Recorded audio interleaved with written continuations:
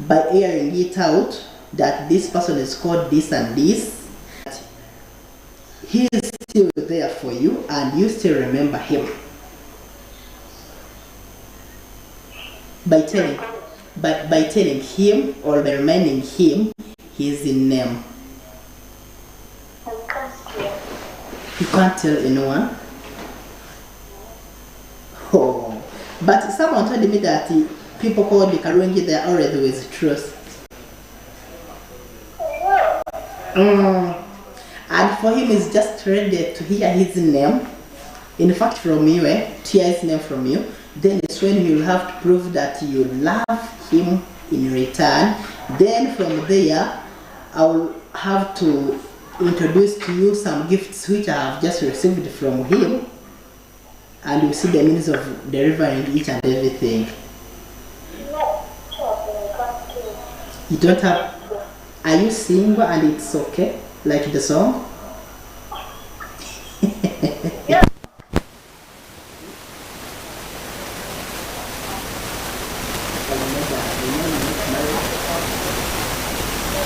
Are you sure that you have a boyfriend? Who is that boyfriend? I think, and he may be the one. You see, Shukran. He may be the one. Do you know that?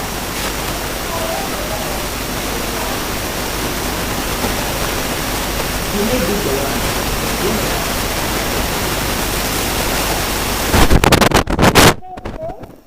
He may be the one.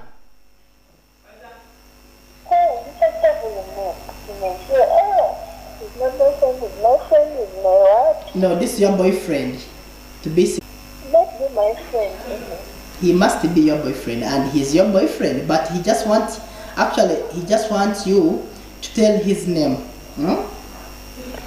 That is called Sanso. Then I tell you what next. You see, My boyfriend. there is a very good fun here. And if I was you, I could not lose these gifts. Okay. And I know you don't have it. Yes, I know you don't have it. Anyway. There's this camera. Oh, and it's very good. It has a good camera. You see the word, the phone. You see the word come on, it means camera on. So it's standby and it's good. It's here. It's one of your gifts here. Anyway. Yes. That one. But So before, me can tell us the name. but anyway, before we leave, no, do like this, You state like at least like 2 letters beginning with his name. But Karen, to be sincere, do you have a boyfriend or you don't have? Okay, have. But what do I'm you? not married. I know you're not married. Of course, you're not married. I know you have a boyfriend. But why do you fear tell out to your boyfriend really? I don't want me to tell. Not like me. My girlfriend is called Irene. I can't fear talk about. Okay. I can't fear talk about her. For me, I can't. Oh. Okay. So you have decided to lose these gifts. It's okay. Shukran. Look what a very good phone here. That's yours. No, I have mine here. I have iPhone. Mine? You see, let me tell you this, Try your luck. Wherever you fear to talk about your boyfriend, really, and he may be annoyed, really.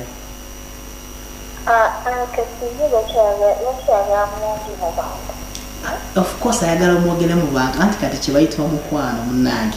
Kano ka surprise munange.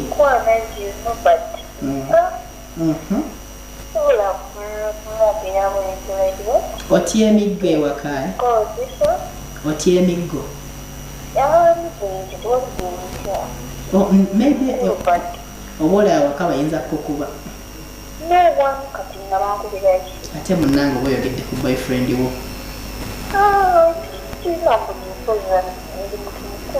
Okay, ate kyemmanyi naawe Karungi, you have feelings. Kyemmanyi naawe ina feelings. Kati? Okay, shukran now. Okay, let's use this one, the shukran, eh? Okay, shukran, eh? I know you also have feelings, right? Yes. And I know you love your boyfriend, right? You love him, right? So why do you fear to tell his name really? Just one name. What do you fear really? No. Okay, do like this, eh? Just talk one name only. Why one name? Yeah. No, they are more Otya kwogera nze oba yogera nze amanya gange kigwe gwe shukran oba yogera kimu oyogera amanya gange kigwe tumanyi nti nno oyogedde nze tumaye badde mistake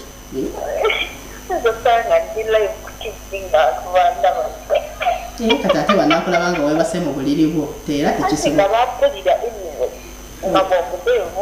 omanyi ebya TV tulaba bulabi tetuwulira. Okay, tulaba bulabi naye ebya radio bawulira buwulize.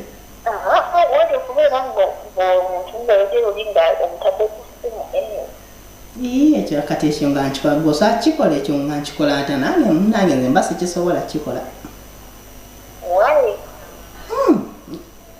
Lwaki mututenya abanamawulire naye ate naffe tulina feelings tulinga mmwe.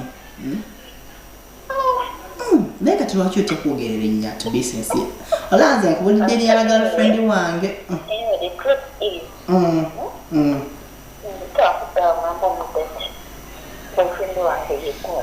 Naye kati shukran omayi omayi kyenzudde ndowooza boyfriend wakuswaza.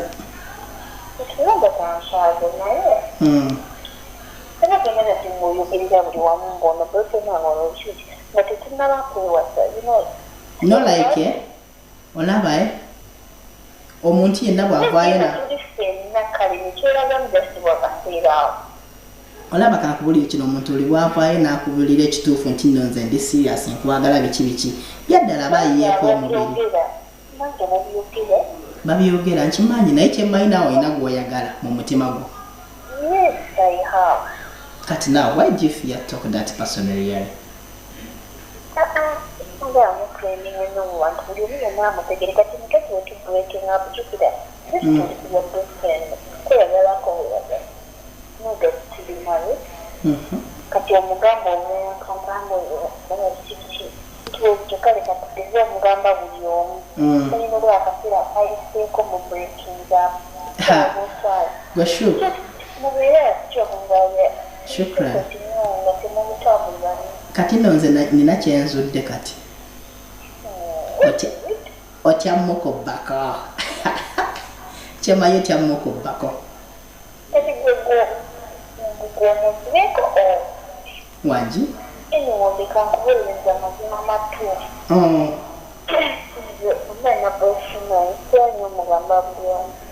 Nkimanyi. Of course nze era nkimanyi omugamba nze nzekka. Kati ate omugambye buli omu nze ndimu abantu bameka. Tomanyi naye era nze nkumanyi.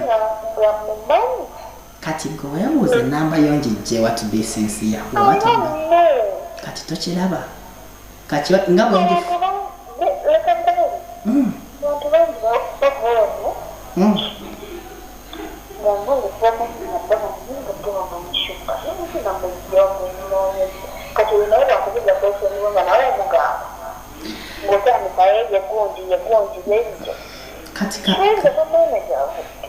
naye kati kambuuze kubanga tomanyi lwaki nkukubidde simuwulira nange nkwagala naye weebuzaabuza era lwaki weebuzaabuza naye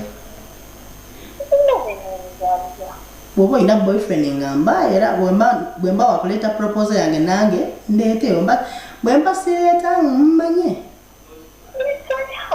You have, eh? Ate oba oli abayagala Faizo anti mmwe mbamanyi.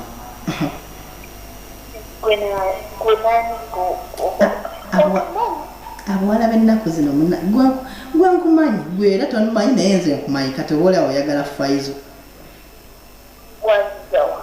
Sya nze ndi munnamawulire naawe katowooza nze kyenkola nkimanyi era mmanyi buli kimu kyonna kati oli awo mulimu mukwane ne Faizo oba naye wamukyawadde tomumanyi naye nnawe shukrani kati zompise mwana muto nze buli kimu mba nkimanyi era okitegeera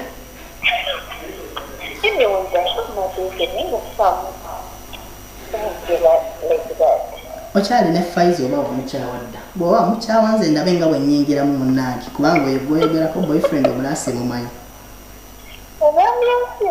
okyali ne Faizo oba naye wamutadda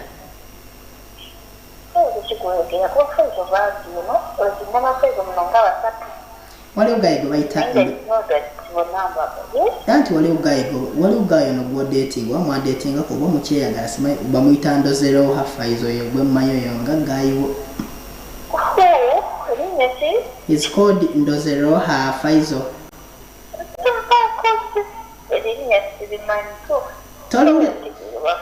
naye shukrani olimbira ono gayi wehoyima omumanyi bulungi nnyo gwe bayita ndozeroha Faizo wehoyima omumanyi era ne woba weegaana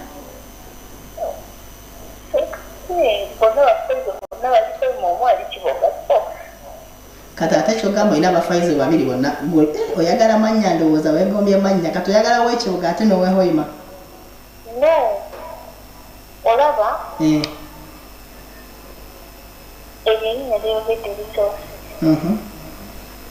siriwuliranga nabo kale banna naye abakazi bannaye abakazi muli bazibu nga school fees olaba muli bazibu nga school fees sikulimba ono gayo omumanyi kyemmanyi ono gayo ndozeroha Faizo owehoyima omumanyi bulungi nnyo nakwadde omwegaana olaba waliwo gayo mulalawe ali kuyima ye Faizo naye Uganda then waliwo nomulala kabira Kiryatete naye bonna aba Faizo ate bonna obaagala bumu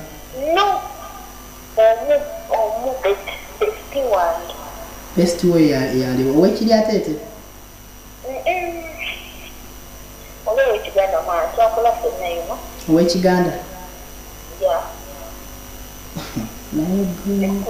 naye nga twakolako ffenna awo mpolampola babiri omwagala oyo gw'omanyi kati jena oyo ow'Ekiryatete oliwo naye gyali erina ow'Ekibuga waliyo bulazze olwafeera kati okugamba erinnya so eryo erinnya liyigidde kisanganako towulirangako ndozeroha Faizo mu bulamu bwo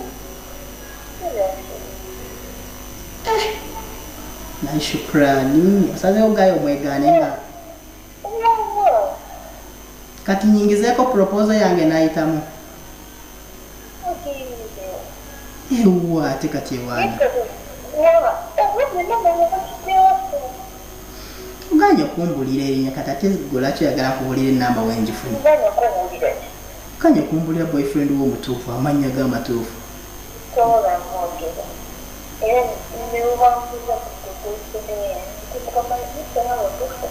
kati kyo just kati kiba kitegeeza kati shuko kiba kitegeeza ne ba Faizo bonna tewali alimu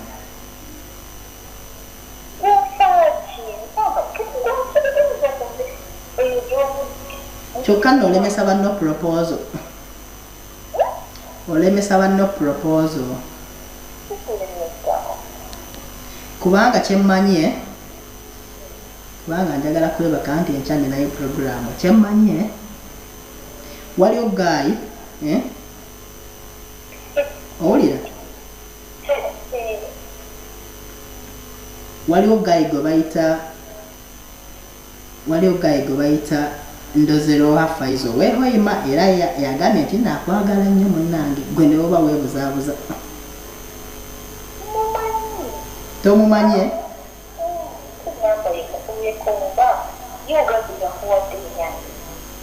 si yagimpadde naye era kimanyi ono gayi n'ennamba esembyayo 79 toyina ennamba esembyayo 79 Nedda, okay, etambula wet 0770 47 19 then 79 enamba togimanyi.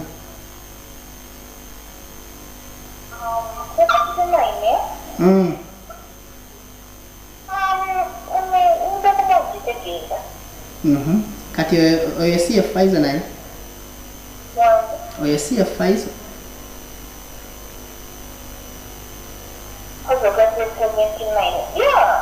Naye ye Pfizer. Naye ye boyfriend wo? Ye boyfriend wo mutuufu? Njagala kuyingizawo proposal naawe shukrani.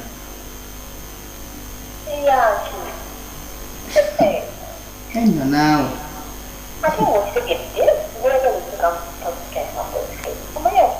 Naye kati yeye bye tubiddemu bw'aba yeye kubanga oyo gayi simutya bw'aba si yeye bw'aba yeye bannange simanyi nakumanya.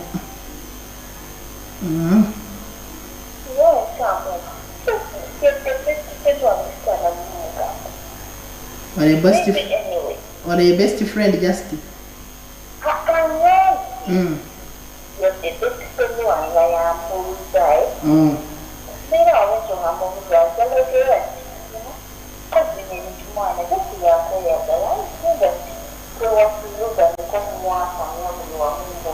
naye olabika olina boyfriends bangi nnyo.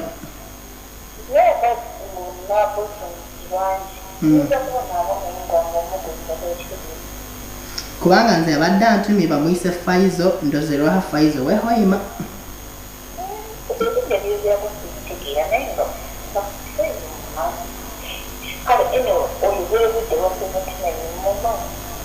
Naye ye boyfriend wo ne oba weebuzaabuza.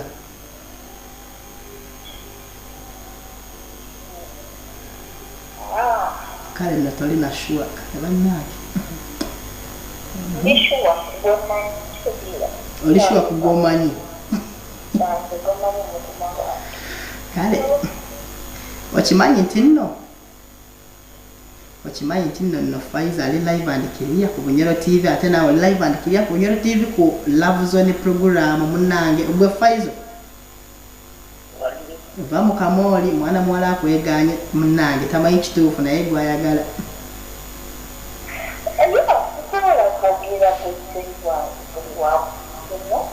Wama Pfizer mwana mwisiki tamanyire owakwenda nawe tamubaliza tukole tuta.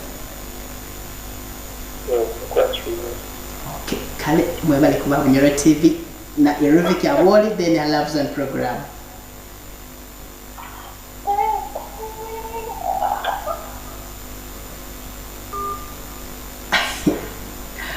Okyetegereze hati enyo okusobola kugeta Love Lab tukutwala musiyeta tukutetenkanya mpora tukutwaliririza mpora paka hatulaka kubalisa ebyama mu magezi oba scientifically.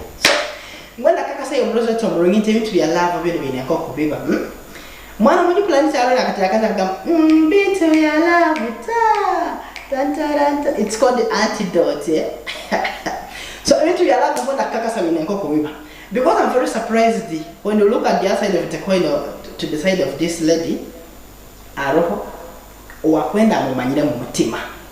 Because when we talk of this guy Pfizer and we talk of another Pfizer from Kiboga atikakugwa saidi ya bakazi kogamba hatinyo mukukola ekimukura ne mulanga baki ebikira tujukutwire diiro hatugikize ne haho so ebikira byo ndikuo biri biti baito ngona kaka santi iyo murozo eto mulungi nti bintu bya love mugezehoga kuba straightforward bokona omuntu okumugonza hata ubuzi bukurugaka kansoro message nkawiri solo kwa litumura mona gaminti hi Eruvik can you play for me radio call goes out from goes from all people to goes from all people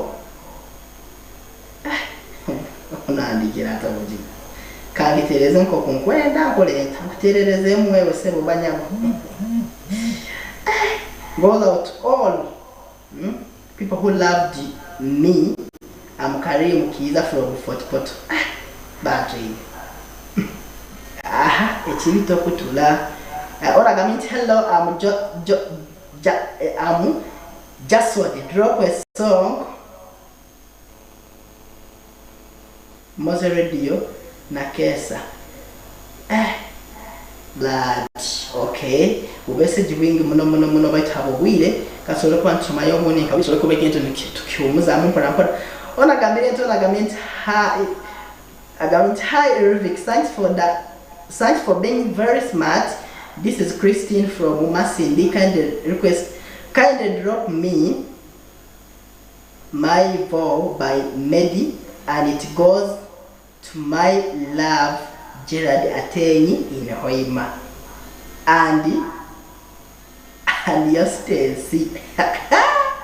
That's the biggest spend on. All the stuck tina kubaza ibara lya wa kumugoza abantu papa ni baba we umuntu wotina kubaza ibara lyawo banotine saba inangi ona hello I'm Albert from Kasese drop for me it's okay by B to C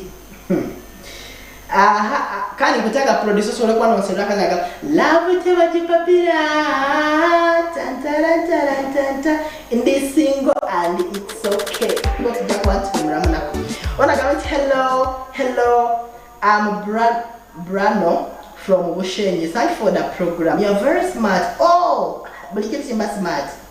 Kindly drop for me. Akazi natakabalize. Chukua ya gama ati. Okay. Mazima paka wazinako. Takabalize. Okay, mpora ibintu niko biri biti bantu inywe. Love zone mukizembe. Ona gawenti hello Eric, thanks for the show. This is Lynette streaming live from Kikube. Kindly play for me Timango by Vivian Tendo. Okay. Oya gama hello Eric, I'm called Nicholas in Bugambe sub-county Kikube district. Great for me my sweetheart Monica Amoti and my only daughter Esther Abori. Okay, tegereza mama. So I mean to niko bibiti ona gambirenti hi sir. Someone can send a message, send a message already. Kind of dog syndicate. I'm Festus K from Hoima play for me to be a collect by Sheki Manara.